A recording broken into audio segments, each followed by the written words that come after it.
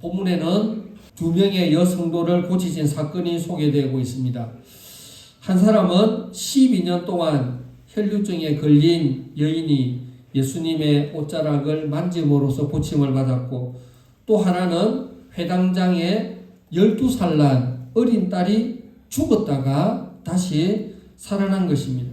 예수님께서 성경에 나와 있는 여러 이적 기사 가운데에 오늘 나와 있는 이 사건을 통해서 우리에게 어떠한 믿음이 우리에게 있어야 하는지 살펴보기를 원합니다. 40절에 보면 예수께서 돌아오심에 무리가 환영하니 이는 다 기다렸습니다. 예수께서 어디에 가셨다가 어디로 돌아오셨다는 말입니까? 그라사 지방에 가셨다가 갈릴리로 돌아오셨다는 것입니다. 그라사의 광인을 고쳐주시고 다시 갈릴리로 돌아오셨다라는 것을 알 수가 있습니다. 우리 주님께서 하나님 나라의 복음을 전파하시고 죽은 자를 살리시고 귀신을 쫓아내시고 병든 자를 치유하시는 이런 사역을 하시면서 어떻게 믿음이 역사하는 그 믿음, 의인의 강구는 역사하는 힘이 크다고 했는데 우리도 주님의 마음을 움직일 만한 그런 믿음이 우리에게 있어야 됩니다. 믿음의 사전적인 의미는 어떤 사실이나 사람을 믿는 마음이라 이렇게 되어 있습니다. 종교에서는 절대자에 대한 신뢰다 이렇게 되어 있습니다. 기독교에서는 하나님의 약속에 대한 신뢰를 믿음이라 이렇게 말하는데, 저는 믿음을 어떤 상황에서도 하나님께 나아가는 힘이다라고 그렇게 정의하고 싶습니다. 하나님은 가끔씩 우리에게 믿음을 테스트해 볼 때가 있습니다. 하나님께서 100세에 난 아브라함, 이삭을 번제로 바치라라고 하였을 때에 아브라함은 바쳤습니다. 결박하고 칼을 들어 치려고 하는 그 순간 하나님이 얼마나 급했던지 2번 불렀죠. 아브라함아, 아브라함아. 하나님이 너 같았으면 아브라함아 했을 건데 하나님도 진짜 칼로서 죽일 것 같으니까 아브라함아, 아브라함아. 내 아들 이삭에게 칼을 대지 말라. 그러면서 하나님께서 아브라함에게 뭐라고 말씀하시냐면 이제야 네가 나를 사랑하는 줄 내가 알았다. 이제야. 하나님은 가끔씩 그 사람의 믿음을 테스트하기를 원하십니다. 우리도 하나님의 테스트가 있습니다. 그 테스트를 통과를 해야 됩니다. 우리 주님께서 인자가 올 때에 세상에서 믿음을 보겠느냐 그렇게 말씀했습니다. 예수님께서 요구하시는 그 믿음의 수준이 있습니다. 그런데 우리 주님께서 재림 때에 예수님께서 오셔서 탄식을 미리 하시는 거예요. 내가 올 때에 예수님이 본인 스스로를 말할 때 인자라는 말을 쓰십니다. 인자가 올 때에 세상에서 믿음을 보겠느냐 그렇게 말씀을 하고 있습니다. 회당장의 딸을 고친 사건을 우리가 좀 더 구체적으로 한번 살펴보기를 원합니다. 42절에 보면 41절 42절에 이에 회당장인 야이로라 하는 사람이 와서 예수의 발 앞에 엎드려 자기 집에 오시기를 간구하니 이는 자기에게 12살 된 외딸이 죽어가미르라. 굉장한 위급한 상황에 놓여 있는 상황에서 회당장이 예수님을 찾으러 막 뛰어가다 보니까 예수님께서 그라사 지방에서 사역을 마치시고 갈릴리로 오시는 모습을 보고 얼마나 기쁘겠어요. 예수님을 찾으러 나왔는데 예수님이 오신 거예요. 오시자마자 엎드려서 예수님 왜 딸이 죽어가는데 와서 조금 도와주십시오 라고 했습니다. 그래 가자.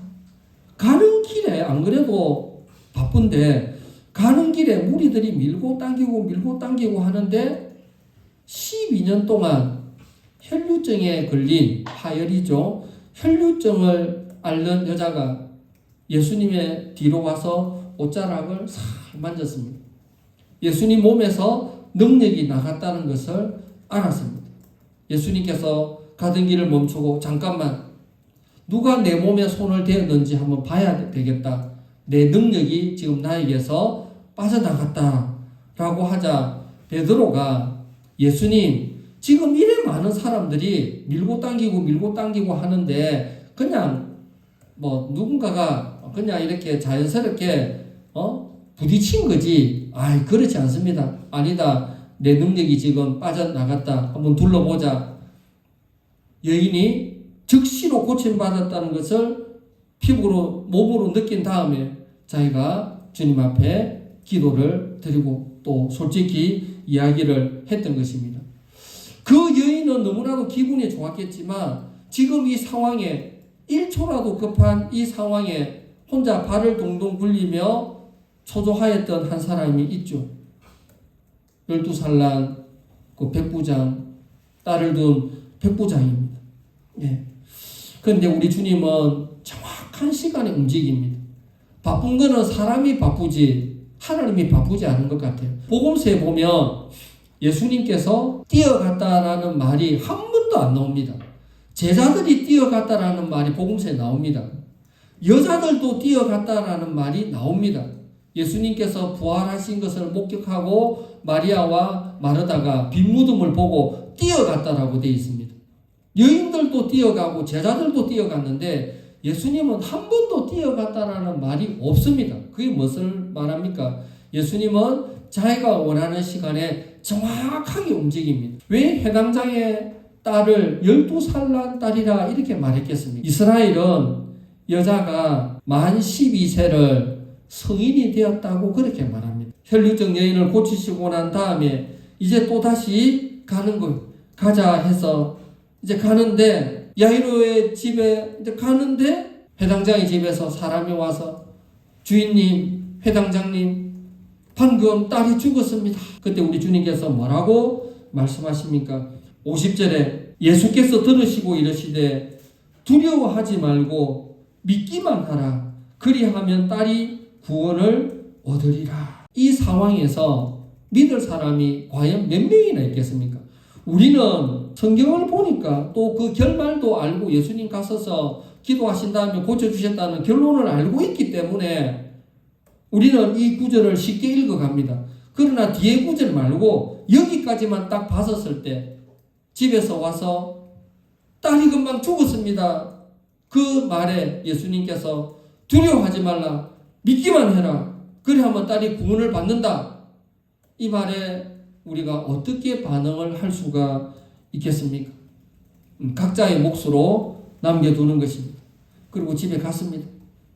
집에 가서 예수님의 12제자 가운데에 베드로와 야고보와 요한 이 세 사람만 데리고 딸 방에 들어갔습니다.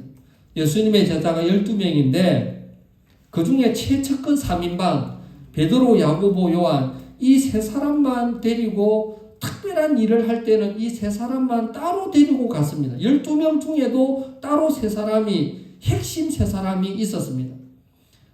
마태복음 17장에 보면은 변화산상에 예수님께서 변화산상에 올라갔습니다. 거기서 모세와 엘리야를 봅니다.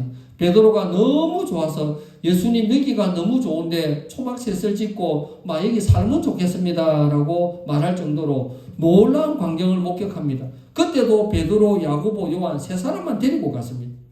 회당장 야이로의 딸을 살릴 때도 나머지 제자는 두고 이 세 사람만 데리고 따로 갔습니다. 딸이 죽었습니다. 방에 들어갔습니다. 제자들이 3명은 지금 보고 있습니다.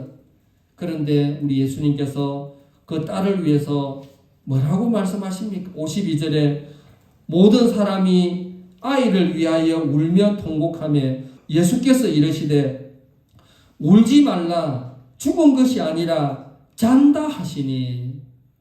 딸이 죽었는데 예수님께서 울지 말라 죽은 것이 아니라 잔다. 그랬을 때에 그 집 주위의 사람들의 반응이 어떻습니까? 53절에 그들이 그 죽은 것을 아는 거로 비웃더라. 죽은 것이 아니라 잔다 했을 때에 모든 사람이 비웃을 때에 그 주님의 말씀을 믿었던 사람은 이적을 보는 것입니다. 비웃고 있는 그 중에 예수님께서 죽은 아이의 손을 잡고 아이야 일어나라. 그러자 55절에 그 영이 돌아와 아이가 곧 일어나거늘 예수께서 먹을 것을 주라. 56절에 그 부모가 놀라는지라 예수께서 경고하사 이 일을 아무에게도 말하지 말라 하시니라. 그런데 한 가지 차이가 있습니다. 회당장 부모님에게는, 딸의 부모님에게는 딸이 죽었다가 살아난 것을 56절에 아무에게도 말하지 말라 했는데, 예수님께서 여기 갈릴리 오시기 전에 그라사 광인을 고쳐줬거든요. 그라사 광인을 고쳐줬을 때에 예수님께서 그라사 광인이 엎드려서 예수님 나를 거두어 달라. 예수님께서 나를 고쳐주셨으니까 이제는 예수님의 제자로 살겠습니다. 나를 거두어 주십시오라고 예수님께 간청을 했어요. 근데 예수님께서 그냥 집으로 가라. 내가 너를 거두어 줄 수 없다. 집으로 가라. 집으로 가면서 하나님이 내게 어떻게 큰 일을 행했는지 만나는 사람한테 전해라 했습니다. 귀신이 빠져나간 그라사 광인 큰 군대라 했습니다. 그 군대는 군단 6,000마리의 귀신이 군단 쫓아낸, 그리고 돼지떼에 들어가니까 돼지가 다 바다로 뛰어들어 몰살했다 했지 않습니까? 그 그라사 광인은 예수님 나를 거두어 주십시오. 자기가 간청을 했습니다. 안 된다.